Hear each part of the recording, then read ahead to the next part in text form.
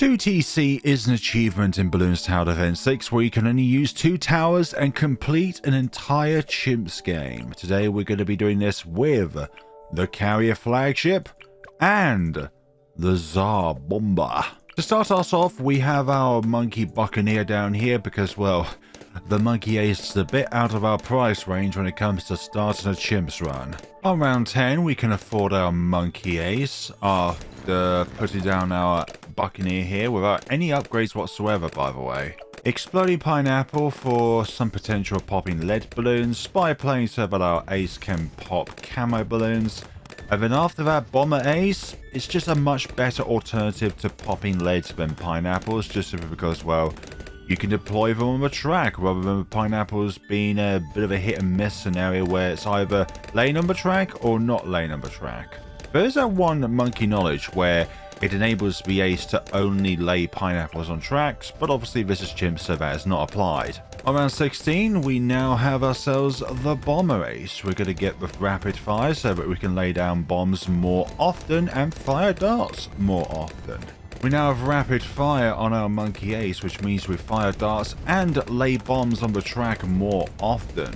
Long range and crow's nest on our Buccaneer so that this thing can target camo balloons, which is going to be very important later on when it comes to a certain DDT problem, because, well, we're going to solely rely on our Tsar Bomba ability to nuke all of the DDTs off the field, but I still would like another means of being able to damage DDTs, and that is where the Carrier Flagship comes into play. And also when getting Carrier Flagship, you buff any aces and water-based towers that you have on the field, which also includes Pat, by the way, because Pat can be spawned on the water. He's a very good floaty boy. Lay down the bombs on the leads and we should be off that round. I don't even know what I was saying there, but I'm going to stick with it anyways. Things are going, you know, pretty good. Alright. Sound like Beetlejuice. Destroyer is up and running, and soon we're going to get ourselves the aircraft carrier. Hopefully we'll be able to get it for round 40. If not, then this combination is pretty good by itself. If we can't afford aircraft carrier, then we'll just get lots more darts for that bit of insurance. Mainly you only ever go top path, cross path for that rapid fire so that you can lay down more bombs and shoot faster with your darts, but lots more darts is optional. It's there mainly if you have a purple for it and you have the other tower being a wizard of sorts, and therefore you would kind of need more darts on the field, as many darts as you physically possibly can. Leads completely nuked off the field thanks to our bomber ace. Hope you're having a lovely day where you are, and thank you ever so much for watching the video. It really means a lot to me. Oh, we can afford aircraft carrier now. It really means a lot to me when all of you show your support, or even just watching the video in of itself is truly amazing. Thank you to each and every one of you for being here with me on our grand adventure exploring different scenarios in Bloons Tower Defense 6, because I never really like to see this as just like a me thing. I like to see this as a together experience. We are all in this together, huddled up by a campfire, enjoying some monkey versus balloon carnage, or balloon carnage. Balloon without the A. And the second L? Does balloon have 2 L's in it? I'm questioning basic English spelling here, for goodness sakes. Leads? No problem. Our bombs shall remove those fortified ones. It's strange how there are fortified leads, but when it comes to purples, it doesn't take multiple hits in order to get through the purple layer from, let's say, a dart or any other projectile that can pop a purple balloon. Whereas with leads and also ceramics, but that really makes sense because you're doubling their HP.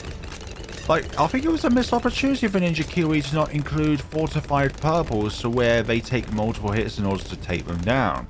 Like, that would make certain 2TCs impossible because of, well, relying on the fireball mechanic on other balloons in order to damage them. So let's say with these fortified leads here, it takes multiple explosives to get through that lead layer. Now imagine if that was the same case but with purple balloons. Now that would be very spicy. Regarding my previous video regarding difficulty of maps and if certain maps can be moved to a different tier or different category, what I got out of it was actually something that I'm really pleased with, and that is a multitude of different conversations going on. Like, definitely the factor that certain maps could be included in a different category definitely speaks volume of like how passionate people are within the community about certain maps. Like, for example, I deeply dislike Geared because of the moving towers factor, that if you place a tower on the left hand side on round 6, by round 10 that tower could be completely useless in order to try and pop balloons. So in that factor there, I like to think that Geared is not advanced but an expert if you definitely don't know what you're doing and you don't know like the formation of the map itself when it comes to like playing it so many times that you know that it goes. I think it's the 8th of the map where it configures around. So imagine like a clock, but each one is like 1:30 the amount of time that it goes around, and then obviously it completes a circuit. Well, it's actually 3 because it's like, no, it's, what am I thinking of here? It's a 12-hour clock I'm trying to imagine it as, and going from there, it's like every 1:30 it moves around because it has to go around 8 times to complete a configuration, I imagine so. Or maybe it's a smaller amount or a bigger amount and I'm just completely making this stuff up. But at the end of the day, I truly dislike Geared because of that factor. Because it feels like any stationary towers, which is by the way all towers, but any towers which are reliant upon their range in order to pop balloons. So let's say with the Carrier Flagship, obviously once you get the airplanes going, they're technically a global tower, but there's also its default dart attack as well. So that only works if a balloon is within its range. Now imagine if the tower moves because of a map gimmick, and from there it means that in certain cases that tower cannot attack a balloon, which is why I feel Geared is a expert leveled map. And I said that I would rather play Bloody Puddles than Geared. Maybe that's a huge misinsight from me, and I should have done a bit more research into that one. But I look at muddy puddles, bloody puddles, like your towers are always going to stay in the same place. The only difference there is that bloody puddles at all times is a multi-lane track. You got to look out for 2 different lanes simultaneously. And then when it comes to the middle, you're looking out for technically 1 lane, but balloons appear from both sides of the track. But the conversations are getting out of it is something that I'm really happy with, but also I'm very happy with the fact that people are saying, well, hey, I don't really tend to agree with this. And that stirs conversation. As long as you don't try and go at people's throats, then having a civil conversation about something is definitely more healthy than not having it within a community altogether. I think nobody's going to argue that Ravine is one of the most difficult maps because of the map layout itself. Like, there's barely any places where you can place towers down, and those places are very minuscule when it comes to their opportunities of being able to attack balloons in. Even your sniper is obscured by so many obstructions. So nobody is going to complain that Ravine is an expert map that shouldn't be trundled down to advanced. But I think as well there could be an argument that if there was ever extreme maps in the game, then Ravine instantaneously moved from expert to extreme. That is how stupid of a map it is when it comes to its difficulty. It's visually one of the most beautiful maps, but mechanically, I despise it. I hate it even more than Geared, and Geared is my second least favorite map. Round 78 is going through very well there. Now round 79. If things ever get a hiccup, then we have our ground zero ability here. We should be able to get Tsar Bomba on this round because of the sheer number of rainbow balloons on this round. This round is incredibly deadly if you don't have a lot of attacking projectiles on the field. Like, they are no joke. If you leave them lingering, they will spawn back. And regrow balloons, if you leave them alone, are like Tusken Raiders. If you don't dispatch of them, they will return, and in greater numbers. Oh dear, making random references here and there, but why not? Round 81. Back when the Superstorm Tsar Bomba 2TC was completed, there was a bug at that point which enabled the Tsar Bomba's ability to come back more quickly. Now, since that bug has been patched, or the duration of the ability has gone to a longer length of time before you can get the ability back has been increased, that particular 2TC is now impossible because of the fact that you're not deploying down enough Tsar Bomba bombs in order to actually get to a point where you can do enough damage to the bad so that it pops that layer, and then the Superstorm just checks the DDTs and ZOMGs so that they cannot spawn off the track. So in that case, I'm not up for trying to replicate that, especially if it's bugged, and I don't fancy downloading a previous version of the game because it just doesn't feel right to me. Like, obviously you can do that, but to me it's just like, I'd rather not do that. Oh, that's an insta-kill for that ZOMG if you do enough damage there. Like, there are people who download older versions of a game in order to try and do particular combinations or particular megapops which are now impossible to do on this version. But it's like, for me, it's kind of like, it's sacrilegious. But that's again just up to me. I have nothing against people who do that sort of thing, but to me, deep down, personally, that's just incredibly sacrilegious.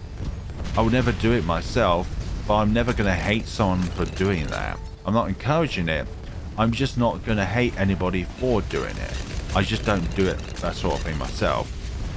There's only so many times I can paraphrase a sentence before it becomes boring, okay? You get what I mean. Oh, that nearly insta-killed the ZOMGs. Sometimes it does, but then it's like, it's just enough damage to take out the ZOMG layer, but not take out all of the layers. Round 89 is now complete. And now round 90. Let's just wipe these off the screen. Let's not waste any time. Just wipe the DDTs off the screen. But the problem with the Tsar Bomba is just that you have to time its abilities incredibly well. Otherwise, your entire run is stuffed. And I don't mean stuffing that you put on roast dinner, just like stuffed because of the timer. You can't get your timer back, okay? You have to wait for it to recharge. You can't just go back a previous round. I think people do have like save slates that they use in order to go back to a previous round so that you can preserve your 2TC or your 2 megapops progression. To me though, I'm not a huge fan of mods, and again, I don't have anything against people who do use mods. I just don't personally use them myself. I look at the situation where Dub Balloon was in, where they got the green leaves of death on their account, and it's like, I don't want to put myself in that position. I would rather just create an alternative account in order to do mods on, but then even at that stage, I'm like, I put hours into progression of that, and I require a different email address to put that sort of stuff in. I know this sounds very trivial stuff, but for some things I'd rather just not do, just to circumvent a particular problem which could be apparent because of a rogue AI or a rogue bot. Like, that does exist, and we're living in a day of age where people are becoming more reliant and more oblivious to the potential counteractions and problems that could arise with the reliance of AI itself. Round 95. 30 DDTs spawn on this round. We need to use the Tsar Bomba's ability as late as possible. I obviously did not use it in time. Take out a few of those. We've still got 4 DDTs there. 3, 2, 1. I think there was only 3 there. 3 to 4 was left there, but the Tsar Bomba did its job there. If it wasn't for the Tsar Bomba, then the Carrier Flagship would definitely not be able to take out all of those DDTs. Without a question or shadow of doubt, let's just remove the masses there, which leaves the ZOMGs temporarily stunned. And they will go down like that. Good. Come on now, you can do it, you 2 towers. I believe in yours. Come on, come on, come on, come on. Just these ceramics left. And now round 97. So, let's see. Yep, we got both of them out now. Now let's use the Tsar Bomba's ability multiple times so that we can get through this round. But I don't want to instantaneously pop these, hopefully. Oh, damn it. I was hoping for that other ZOMG to kind of have a bit more health, so have a bit more time when it comes to this particular round. Okay. Let's now... are all of them out now? No. Oh, that's all of them.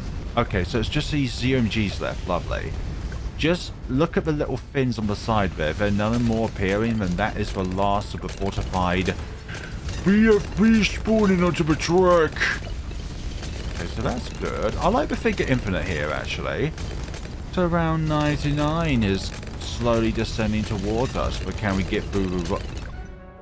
No, we can't.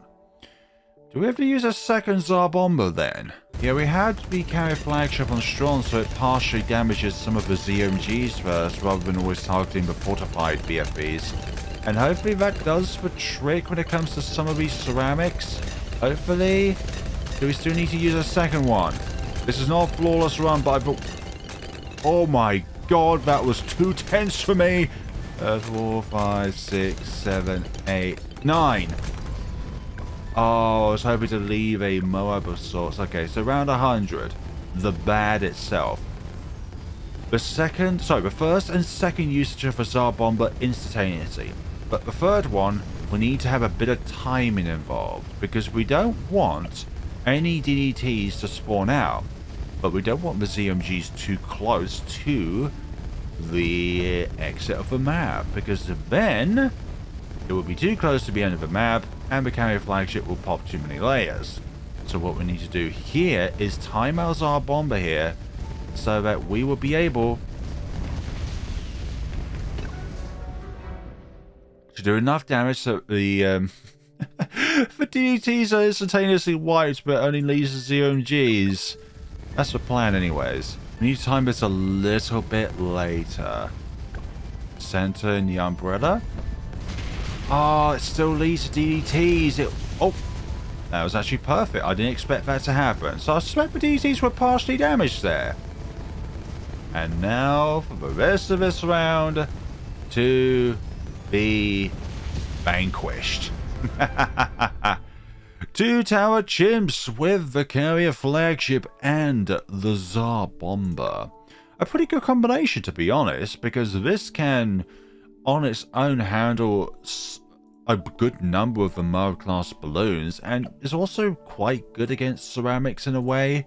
But we definitely need a clear up of the Tsar Bomba here in order to actually, you know, get for the rounds which have a lot of DDTs on them. But also really helped out against the bad there. I didn't expect that, to be honest. That was actually perfect timing, because I think the DDTs were partially damaged and the ZOMGs were as far away enough as possible so that then we can get our Tsar Bomba ability back for when we need it to wipe out the rest of the balloons there around 100. A very good run in and of itself, and thank you to everyone who has watched to this point. You are all incredibly wonderful. And if you are even more wonderful, then whenever you are shopping on the Balloons Tower Defense 6 shop, please put my creator support code in. Like that, you'll get the little tick there, and anytime you use that, it's greatly appreciated on my end, honestly.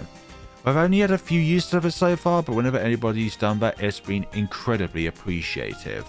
But if you don't use it, then you will be forever cursed with all of your ceramics being at 1500 health with another 0 at the very end of it. I don't make up rules, okay? This is just the script I was given by the overlords themselves. Thank you all so much for watching, and take care of yourselves.